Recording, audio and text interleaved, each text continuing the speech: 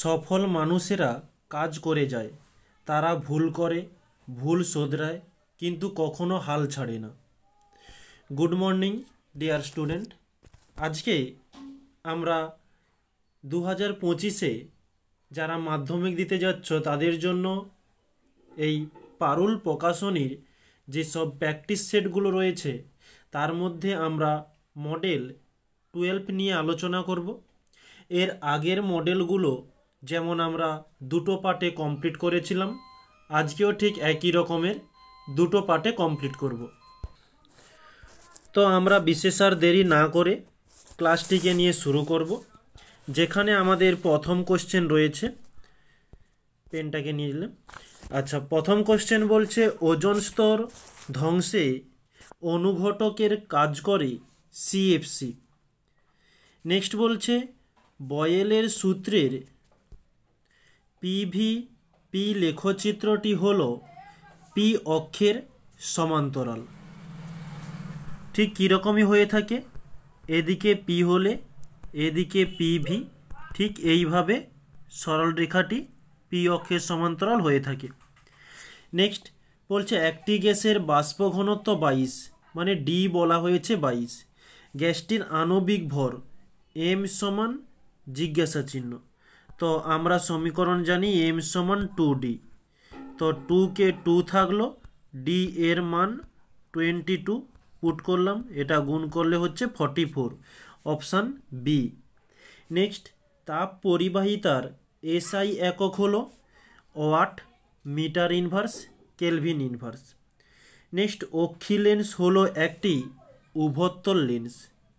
বায়ু থেকে জলের আলোর প্রতিসরণে আপতন কোণ মানে আই সমান বলে দেওয়া হয়েছে 60 ডিগ্রি এবং প্রতিসরণ কোণ আর সমান 45 ডিগ্রি। চ্যুতিকোণ ডেল সমান জিজ্ঞাসা চিহ্ন। তো সমীকরণটি ডেল সমান আই মাইনাস আর। আই এর মান কত? 60 মাইনাস আর এর মান 45, মাইনাস করলে হচ্ছে 15, এত ডিগ্রি, অপশান বি। নেক্সট তড়িৎ বিভবের একক নয়, সেটি কুলম। এই ইএসইউ একে আমরা স্ট্যাট কুলম বলে থাকি। স্ট্যাট কুলম আর ইএসইউ একই জিনিস, এটা সিজিএস একক এবং ভোল্ট এটা এসআই একক, আর কুলম এটা আধানের একক। নেক্সট ফিউজ তার কোন কোন ধাতুর সমন্বয়ে গঠিত? সংকর ধাতু দিয়ে তৈরি, সেটি পিবি এবং এসএন। নেক্সট তেজস্ক্রিয় পরমাণুর ক্ষেত্রে বিটা কণা নিঃসরণের ফলে পরমাণু ক্রমাঙ্ক 1 একক বাড়ে। পরবর্তী প্রশ্ন বলছে দীর্ঘ পর্যায় সারণীর কোন শ্রেণীতে ক্ষারীয় মৃত্তিকা ধাতুগুলি অবস্থিত? শ্রেণী 2। প্রদত্ত কোন যৌগের ক্ষেত্রে আণবিক ভরের পরিবর্তে সংকেত ভর কথাটি প্রযোজ্য? সেটি খাদ্য লবণ। তীব্র তড়িৎ বিশ্লেষ্য যৌগটি হল NaOH। লেড নাইটের দ্রবণে H2S গ্যাস পাঠালে কোন বর্ণের অধক্ষেপ পড়ে? কালো বর্ণ। কার্বন বিজারণ পদ্ধতিতে নিষ্কাশন করা হয়ে থাকে, সেটি Fe। এখানে Zn এবং Fe তো আছেই, Fe এবং Sn, Pb, H এবং Cu, কেবলমাত্র এদেরকেই কার্বন বিজারণ পদ্ধতিতে নিষ্কাশন করা হয়। ইথানেল যৌগটিতে উপস্থিত কার্যকরী গ্রুপটি হলো, তো ইথানেল এর সংকেতটা হয়ে থাকে CH3CHO। তাহলে এর মধ্যে কার্যকরী মূলকটা কি? CHO, option C. নেক্সট বেতার তরঙ্গ বায়ুমণ্ডলের কোন স্তরে প্রতিফলিত হয়? আয়নোস্ফিয়ার।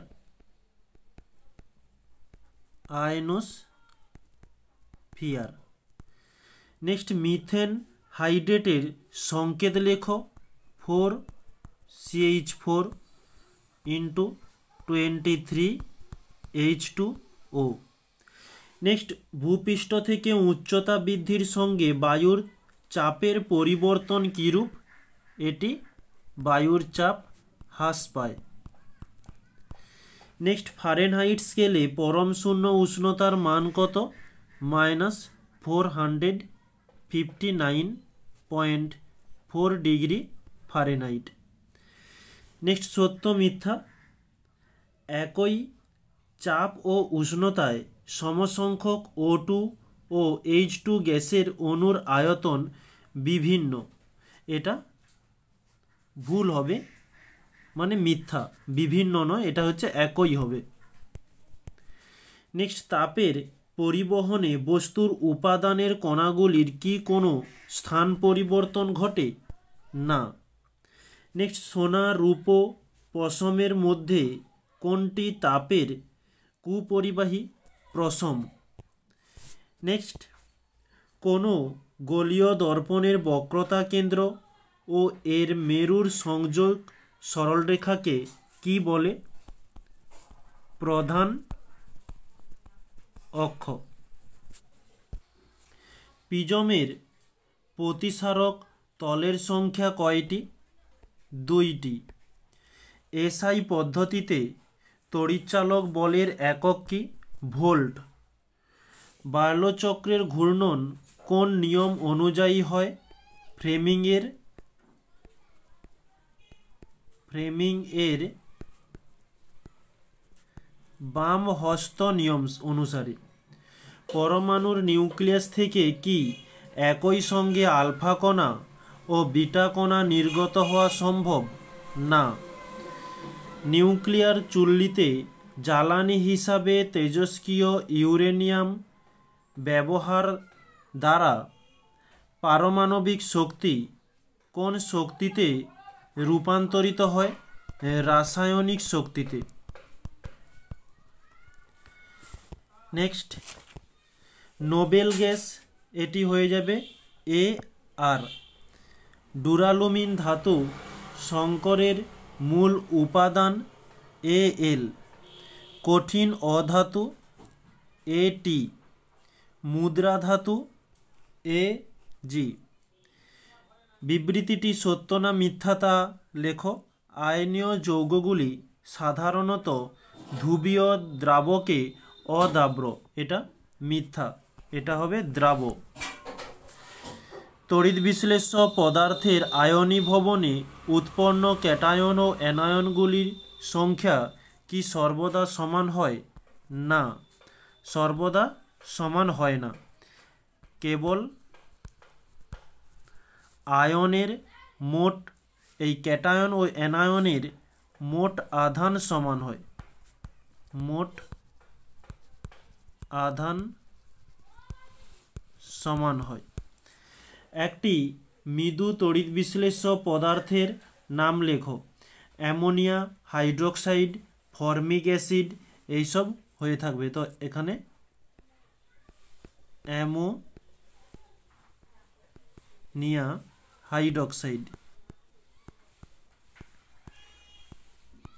হাইড্রোক্সাইড সংকেতটি হয়ে থাকে NH4OH। যে পাত্রে তড়িৎ বিশ্লেষণ করা হয় তাকে কি বলা হয়? ভোল্টামিটার।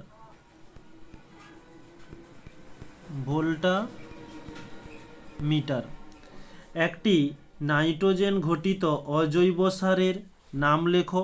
নাইট্রোজেনাস সার। নাইট্রোজেনাস সার। H2S দু প্রকার লবণ উৎপাদন করে, যার একটি সমিত লবণ হলে অপরটি কোন প্রকার লবণ? এটি অ্যাসিড লবণ। SO3 কে 98% গাঢ় H2SO4 অ্যাসিডে শোষণ করলে কি উৎপন্ন হয়? ওলিয়াম, যার সংকেত H2S2O7। প্রোপানোয়িক অ্যাসিডের গঠন সংকেত লেখো। CH3CH2 COOH, CH3CO CH3 এর IUPAC নাম কি?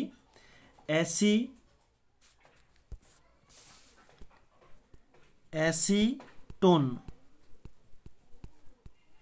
প্রাকৃতিক গ্যাসের প্রধান উপাদান কি? Methane, CH4। Next,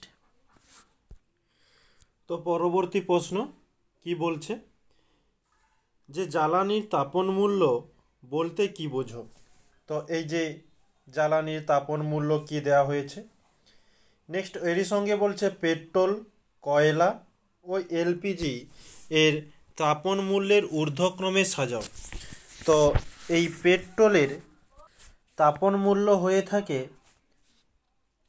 48 KG per joule, এবং কয়লা এর হয়ে থাকে 33 কেজি পার জুল, এলপিজির 50 কেজি পার জুল।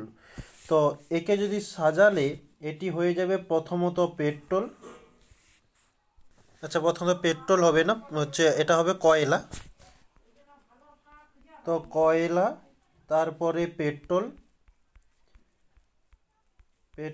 এরপরে হচ্ছে এলপিজি। নেক্সট, পরবর্তী প্রশ্ন,